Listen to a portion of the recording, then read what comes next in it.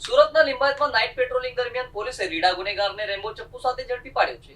Nawanagar underpass નજીક પોલીસે કાર્યવાહી કરી હથિયાર કબજે લીધું. સુરતના લિંબાયત પોલીસ દ્વારા નાઇટ પેટ્રોલિંગ દરમિયાન મળેલી બાતમીના આધારે એક રીડા ગુનેગારને રેમ્બો ચપ્પુ સાથે ઝડપી પાડવામાં આવ્યો છે.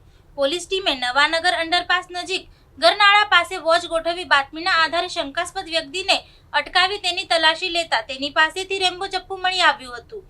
પોલીસે આરોપીની ધરપકડ કરી હથિયાર કબજે લીધું છે અને તેની સામે આર્મ્સ એક્ટ હેઠળ કાયદેસરની કાર્યવાહી હાથ ધરવામાં આવી છે.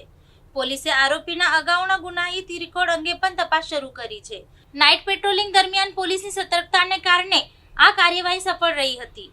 હાલ પોલીસે આરોપીની વધુ પૂછપરછ હાથ ધરી હથિયાર રાખવા પાછળનો હેતુ અને અન્ય કોઈ ગુનામાં તેની સંડોવણી છે કે કેમ તે અંગે તપાસ શરૂ કરી છે.